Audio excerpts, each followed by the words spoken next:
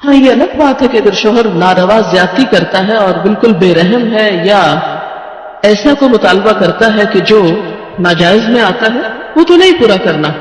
جیسے آپ کو بتایا گیا کہ فطری طریقے کے علاوہ کوئی بھی ایسا طریقہ خواہ وہ شوہر اور بیوی کے درمیان ہی کیوں نہ ہو اسے حرام قرار دیا گیا, چاہے وہ عمل قوم لوط سے ملتا ہو یا اورل سیکس ہو. یہ تو ناجائز ہے ہی, لیکن فطرت کے دائرے میں. اور اس میں بنیادی چیز جو باہم کاؤنٹ کرتی ہے وہ باہم ایک دوسرے کے ساتھ کوآپریٹ کرنا ہے, ایک دوسرے کے مزاج کو سمجھنا ہے اور ایک دوسرے کے ساتھ تعاون ہے. لیکن آپ دیکھیں کہ ہمیشہ آئیڈیل صورتحال نہیں ہوا کرتی, ہر شخص اتنا کنسیڈریٹ نہیں ہوتا. لیکن اللہ تعالیٰ نے عورت کو جہاں شوہر کو باہر کی مشقت دی نا, کتنی مشقت ہوتی ہے گرمی میں دھوپ میں. مثلاً ہر شخص کا ایئر کنڈیشن آفس تو نہیں ہے کہ وہ وہاں بیٹھ کے کام کر رہا ہے. بہت سے مرد سڑکوں پہ سڑکیں بنا رہے ہیں دھوپ میں کھڑے ہو کر, کچھ کھیتوں میں کام کر رہے ہیں, کٹائیاں کر رہے ہیں فصلوں کی, کوئی اور مکان بنا رہے ہیں دھوپ میں کام کر رہے ہیں. تو مرد اگر سارے دن کی باہر مشقت کرتا ہے تو وہ بھی ایک پینفل کام ہے, اور اس نے محنت کی اور بیوی کے لیے سارا آرام فراہم کیا, کھانا پینا باقی ضروریات. اب اگر بیوی کو اس کا مطالبہ پورا کرنے میں تھوڑی تکلیف ہو رہی ہے تو کیا ہوا کہ موڈ نہیں ہے, دل نہیں مان رہا, تو کیا ہوا, نہ صحیح. لیکن اس کے باوجود جو عورت یہ سمجھتی ہے کہ میں اپنے موڈ کے خلاف جا کر بھی اگر اپنے شوہر کو راضی کرتی ہوں تو یہ میرے رب کی رضا حاصل کرنے کا ایک ذریعہ ہے, تو آپ دیکھیں کہ یہ وہ چیز ہے جس کا صلہ آپ کو اللہ دنیا میں دے دے گا, کیونکہ آپ یہاں صرف شوہر کی نہیں اللہ کی بھی اطاعت کر رہی ہیں, کیونکہ ایک مسلمان عورت کو اس کے رب نے یہ حکم دیا ہے. اور اس میں وہ حدیث آپ نے سن رکھی ہوگی اور عورتوں کو سنانے میں بڑی مشکل پیش آتی ہے مجھے ہمیشہ, اور عورتیں ایک دم اوفینڈ ہونے لگتی ہیں. لیکن بات یہ ہے کہ چونکہ اللہ کے رسول صلی اللہ علیہ وسلم نے فرمایا ہے اور ہم ان کا نام سن سن کے روتے ہیں محبت میں اور نعتیں سن سن کے جھومتے ہیں, تو یہ حکم بھی آپ کا مان لینا چاہیے اور اس حدیث کو بھی سن لینا چاہیے اتنی ہی خوشی سے جتنی خوشی سے ایک نعت سنتے ہیں. نبی صلی اللہ علیہ وسلم نے فرمایا جب مرد اپنی بیوی کو اپنے بستر پر بلائے اور وہ نہ آئے تو صبح تک فرشتے اس پر لعنت کرتے ہیں.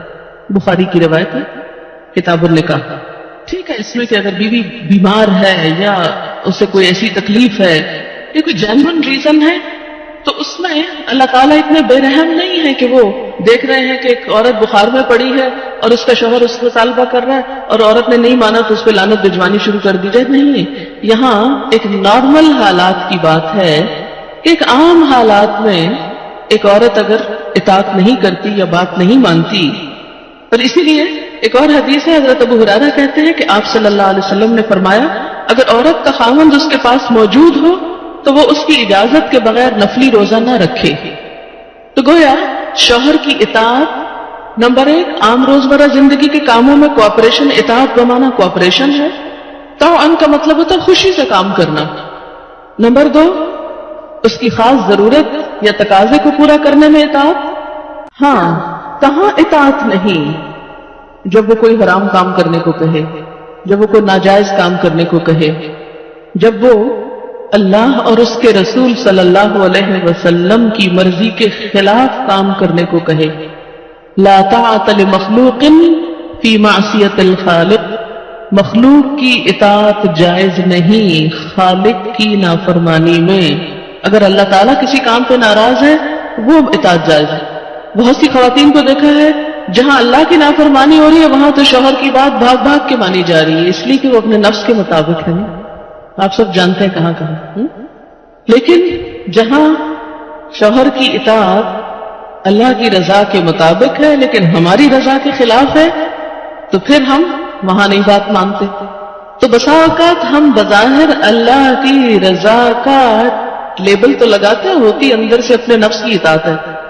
اور بعض اوقات شوہر کی اطاعت کا لیبل لگاتے ہیں لیکن وہاں بھی اصل میں نفس کی اطاعت ہوتی ہے کہ ہمارا اپنا دل وہی چاہ رہا ہوتا ہے جو شوہر چاہتا ہے اس وقت.